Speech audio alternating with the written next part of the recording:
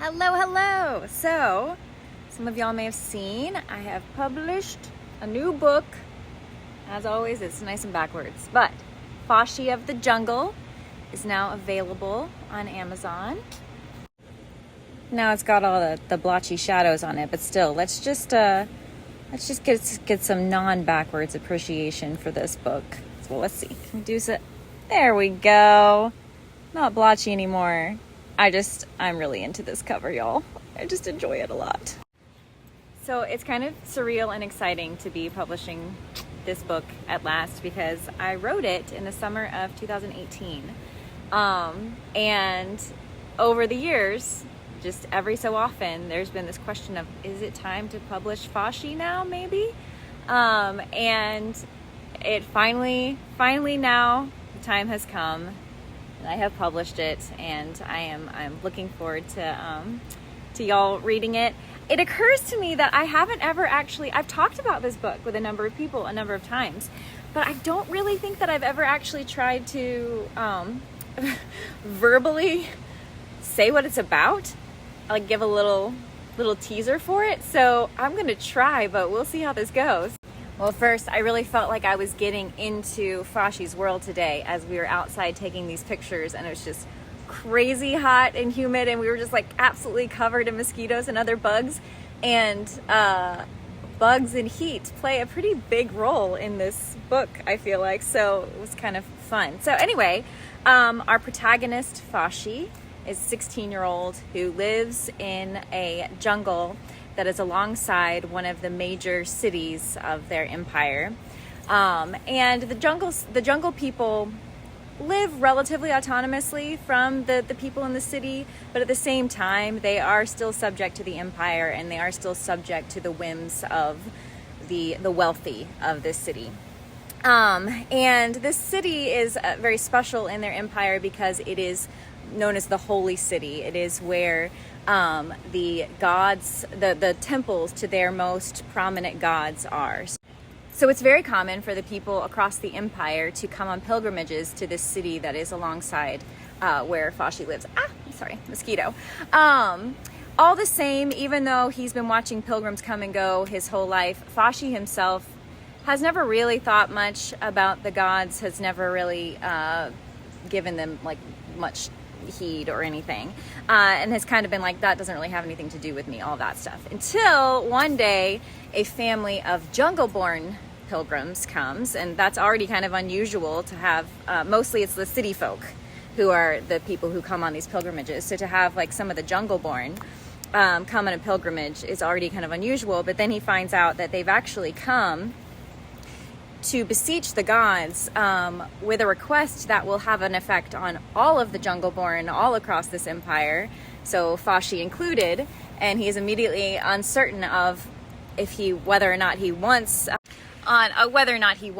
his life to change in the way these pilgrims are trying to make his life change. In addition to that, he has been having these very unusual dreams about kind of his life and the lives of the people in the city, and the way that the jungle-born live and the way the city people live. And he's been having lots of dreams about that have been very unsettling and confusing. And I think I will leave it there. So, I don't know. You just have to read the book. As to the setting, so yes, jungle, big city. There are a lot of real kind of ancient communities that I just remember being a child studying history and being fascinated by, that kind of little bits of different real places and real things kind of made it into the inspiration behind this book. But also legendary things like the concept of El Dorado, I know things like El Dorado, played a part in the inspiration behind this book, although this book does not have anything magical in it. But at the same time, I do know that was behind the scenes. I guess going back to what I was saying about the story, I told you, I've never tried to do it before. I was like, it's going to be a mess. But in terms of him having these dreams and the coming of these pilgrims, I guess the point is that it's all of a sudden there's a lot of question being put on how should he actually live. and what should he actually think about the common practices of his people and of the people in the city, and that. So you have these two different things at the same time that are stirring up a lot of these questions. So yes, but anyway, so there's a lot of, as I said, so it's got a very kind of ancient feel to the setting. It is a non-magical book, as I said, and I think it's cool. It's a cool little book. Okay, I always do the dedication. The dedication of this one is unusual. Okay.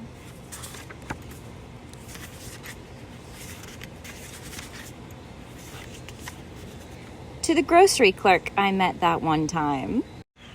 So anyone who knows me knows that I'm very kind of obsessed with names. I love names. I love collecting names. I love just kind of any opportunity to find a new cool name.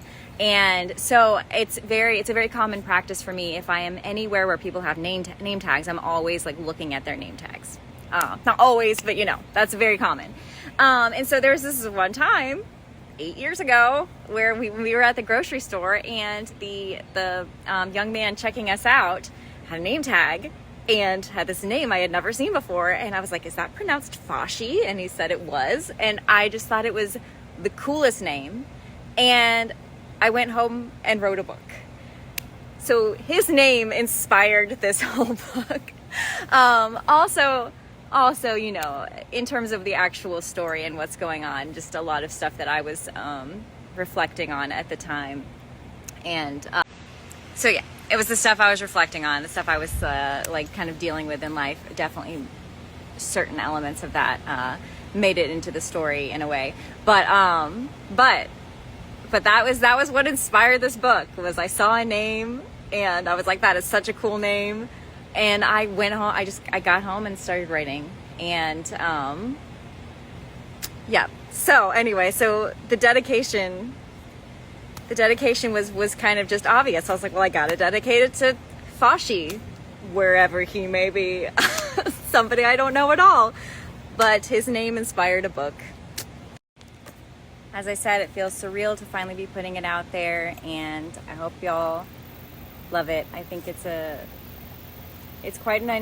unusual, pretty special little book. And I just love how it turned out. I'm sorry, I really love how it turned out. I think it's very pretty. It's very pretty. So pretty. I don't want to stop taking videos about it because it's so pretty. Okay, anyway, mwah.